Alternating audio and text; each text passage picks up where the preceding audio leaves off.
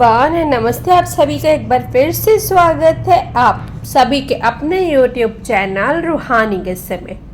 तो दोस्तों, कैसे हो आप सब? आशा करती हूँ आप सभी लोग अपने अपने जीवन में मस्त, खुश, स्वस्थ और व्यस्त होंगे। मुझे समझ में एक्चुअली में नहीं आ रहा है कि मैं आप लोगों के एंटरटेनमेंट के लिए कौन सी सच्ची घटना लेकर आऊँ, कौन सी कहानियाँ लेकर आऊँ जो आप लोग एक्चुअली में सुनेंगे। खैर, आप मत सुनिए कहानी, आपको नहीं सुनना है, बिल्कुल भी कोई बात नहीं है। मैं आप लोगों के एंटरटेनमेंट के लिए एक और किस्सा लेकर आ गई हूँ। तो आज जो मैं आपको कहानी सुनाने जा रही हूँ वो एक सच्ची घटना है जो मेरे मोहल्ले की ही है। और सच मानो, आज भी जब मैं उस रात को याद करती हूँ तो मेरी रूह कांप जाती है। आपको तो पता ही है छोटे मोहल्लों की गली कैसी होती है।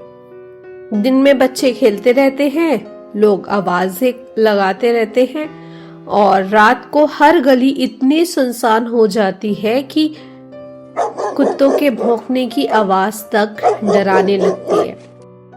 हमारे मोहल्ले में भी ऐसा ही माहौल था।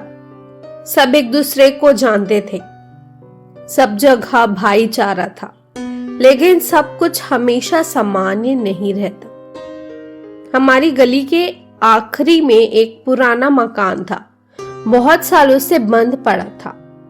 खिड़कियां टूटी हुई, दरवाजे पर जाले और अंधेरा।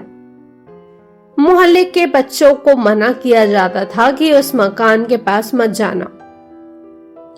अब रहता है ना ऐसा, मम्मी पापा लोग बोलते हैं मत जाना यहाँ पे, वहां पे मत जाना, ये सेफ नहीं है एरिया, तो वैसे ही कहते थे। और साथ में ये भी कहा जाता था कि उस घर में कोई एक औरत रहती थी जो अचानक एक रात रहस्यमयी तरीके से गायब हो गई।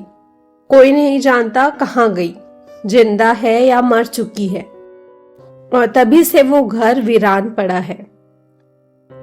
एक रात मोहल्ले में बिजली चली गई थी। पूरा मोहल्ला अंधेरे में डूबा हुआ था। लोग छतों पर बैठे पंखा झल रहे थे। तभी अचानक उस पुराने मकान की खिड़की से हल्की सी रोशनी निकली। पहले तो सबने सोचा शायद किसी ने टॉर्च जलाई हो, लेकिन जब गौर से देखा गया तो वो रोशनी जल रही थी और साथ ही एक औरत का साया खिड़की के पास खड़ा दिखाई दिया। लोग सन्न रह गए। अगले दिन से ये बात पूरे मोहल्ले में फैल गई। सब लोग बोलने लगे, भूतनी लौट आई है, उस घर में कोई है।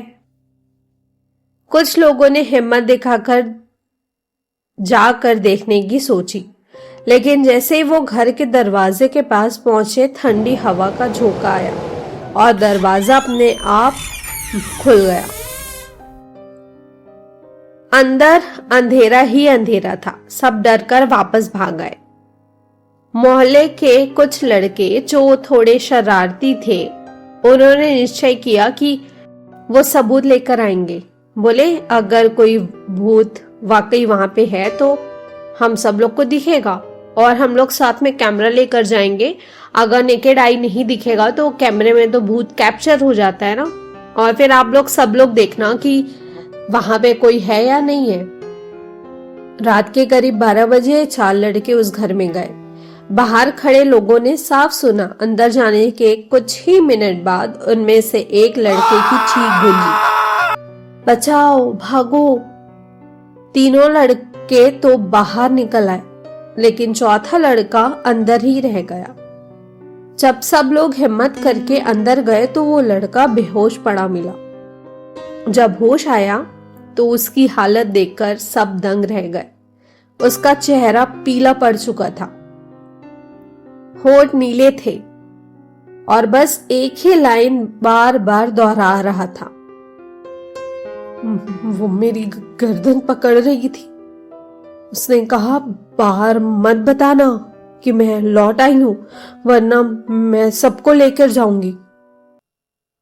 उस दिन के बाद से मोहल्ले में अजीब अजीब बातें होने लगी।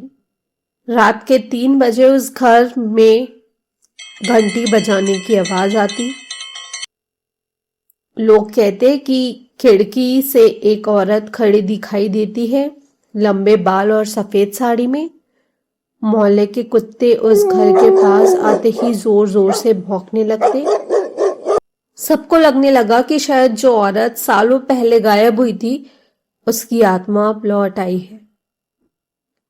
असली खौफ तो तब फैला जब हमारे मोहल्ले के शर्मा जी, जो बहुत बहादुर इंसान थे, उन्होंने कहा ये सब अंधविश्वास है, मैं खुद जाकर उस घर में बताऊंगा और मैं खुद जाकर देखूंगा। रात को वो अकेले टॉर्च लेकर गए। मोहल्ले के लोग थोड़ी दूर से देख रहे थे। वो अंदर गए और फिर कभी वापस नहीं आए। सुबह तक उनका कोई पता नहीं चला।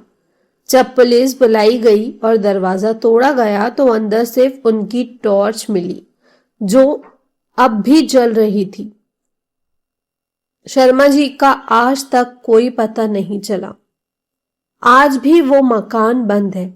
लोग कहते हैं रात के 12 बजे अगर आप उस घर के पास खड़े हो तो किसी औरत की धीमी फुसफुसाहट सुनाई देती है। और दोस्तों सच कहूं, आज तक कोई भी उस घर के पास अकेले जाने की हिम्मत नहीं करता।